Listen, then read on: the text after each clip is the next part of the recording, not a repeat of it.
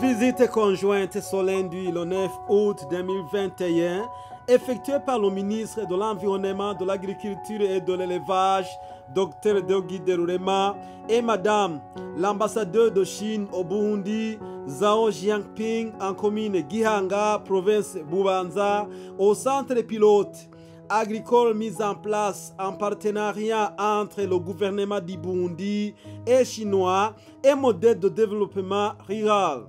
Le ministre Deogui Derurema apprécie à juste valeur les réalisations. Nous avons effectué une visite conjointe avec Madame l'ambassadeur de Chine au Burundi.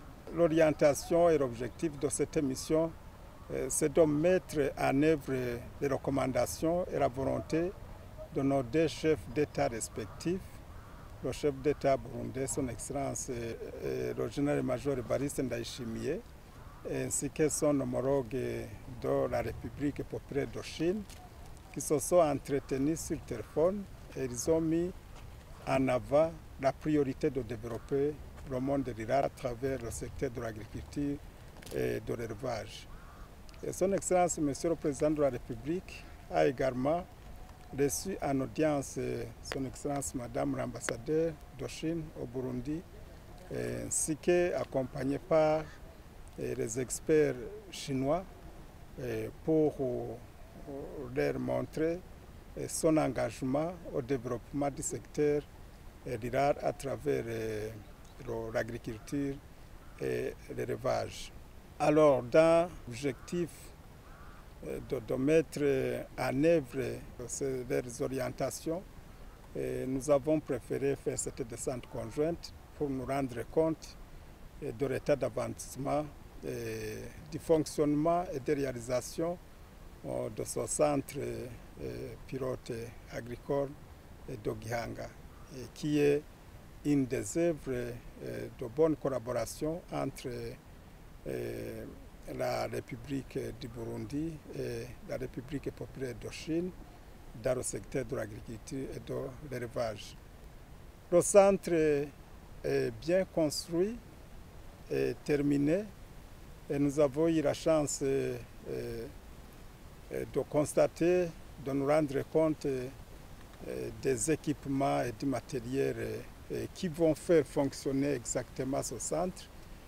Mais ce qui nous a enchanté, c'est que nous avons trouvé des équipements et du matériel qui vont servir effectivement à ce centre, mais aussi des équipements qui seront distribués aux différentes coopératives. Vous avez vu des instruments de mécanisation comme les tracteurs, vous avez vu des incubateurs pour l'éclosion et le développement du secteur volaille et d'autres équipements, et des mêmes équipements mais qui seront installés ici pour vous montrer le lien qui est entre ce centre et la population et l'intérêt de la population. Et ce centre nous va développer le secteur sémencier, notamment le maïs et le riz. Et ce qui est très important, c'est que d'une part, nous allons faire le croisement de nos semences traditionnelles du maïs pour en dégager des variétés qui vont donner beaucoup plus de rendement, mais aussi qui vont s'adapter aux différentes écologies du Burundi ainsi qu'aux maladies. Et deuxièmement, nous allons faire des croisements entre les variétés locales de maïs et les variétés chinoises, toujours dans ce sens, dans le souci de chercher des performances en termes de rendement, mais aussi en termes de résistance de maladies et qui s'adaptent aussi l'adaptabilité aux différentes écologies de notre pays pour le bien de la population. Il en sera de même pour les semences de riz. Et nous avons déjà remarqué qu'il y a des variétés qui s'adaptent dans la plaine, qui ont un rendement de 11 hectares par tonne par hectare, mais aussi il y a certaines semences variétés de semences de riz qui ont été testées au nord du pays, dans la province de Kirundo, où ces semences donnent un rendement de 8 tonnes par hectare. Vous voyez que le Burundi est en train d'avoir des chances d'être un centre de développement des semences en se basant sur nos variétés locales, mais aussi nous aurons un objectif de vendre ces semences à l'extérieur du pays, comme nous sommes en train de développer des stratégies d'exportation de notre production. Et nous sommes très satisfaits. Et nous avons analysé le rapport d'étape de réalisation des experts chinois en collaboration avec nos cadres du ministère de l'Isabo. Et nous avons trouvé que les réalisations sont très satisfaisantes. Et nous avons conseillé à ce que d'abord on fasse des essais et qu'on puisse faire la fertilisation avec nos engrais produits localement. Et il en va de la réalité sur les résultats qu'on obtiendra et l'adaptabilité de tout ce que nous sommes en train de faire à la réalité locale.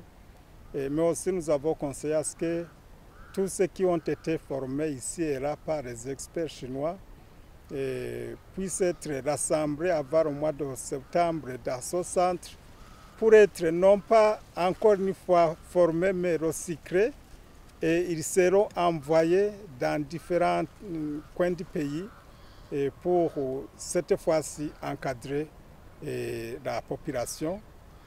Mais aussi nous avons trouvé qu'on va affecter des jeunes dynamiques dans ce centre pour travailler et s'approprier des technologies de recherche et de production de semences. Et ainsi, cela sera couplé par des formations diplômantes. Et j'ai demandé à Madame l'ambassadeur de nous aider à avoir des bourses pour des formations et des stages, formations diplômantes. Et ces jeunes reviendront pour le dynamiser et faire fonctionner ce centre. Et comme ça, il en va de la durabilité et de la pérennité de ce que nous serons en train de développer ici dans ce centre. Madame l'ambassadeur de Chine se dit satisfaite des résultats enregistrés à quelques mois d'inauguration de ce centre, c'est-à-dire septembre 2020, grâce au soutien ferme du gouvernement burundais. Aujourd'hui, nous avons fait une visite conjointe avec le ministre de l'Agriculture sur ce centre pilote agricole. Voilà presque 9 mois après son inauguration, et on peut constater que grâce au soutien du gouvernement burundi et grâce aux efforts conjoints de l'équipe sino-burundaise, le centre a déjà obtenu des réalisations concrètes. On est maintenant il y a des champs, des essais sur le riz, sur le maïs et aussi sur un cacahuète et pommier. C'est-à-dire le centre a déjà obtenu des premiers résultats. Entre les deux chefs d'État, au mois de mars dernier, les deux chefs d'État ont obtenu un consensus d'élargir la coopération agricole et faire jouer le rôle du centre pilote agricole et le rôle des experts chinois pour accompagner le Burundi à développer l'agriculture. Et aujourd'hui, nous avons constaté des réalisations concrètes. Et je crois dans l'avenir. Pour la partie chinoise, on va lier le rôle du centre agricole aux stratégies du développement national du Burundi. Et je crois qu'il faut encore valoriser les atouts de ce centre pilote agricole, c'est-à-dire deux fonctions. La première, c'est la recherche et faire des essais. Et deuxième, c'est la formation des techniciens. Je crois c'est avec les efforts des deux parties, on peut améliorer la gamme des produits agricoles et on peut augmenter la production des produits agricoles. Et j'ai la confiance, peut-être dans 1 an ou bien 2 ans, on peut réaliser l'autosuffisance dans le domaine du riz.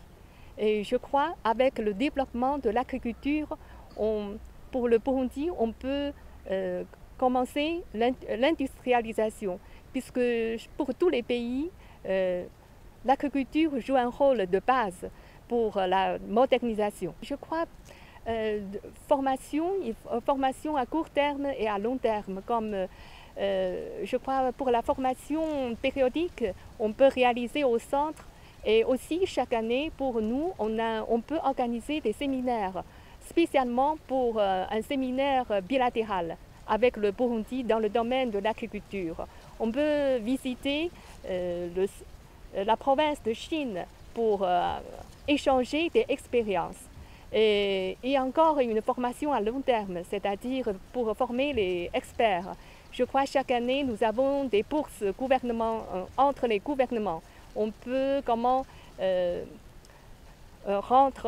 donner ces bourses aux jeunes qui veulent travailler dans le domaine de l'agriculture.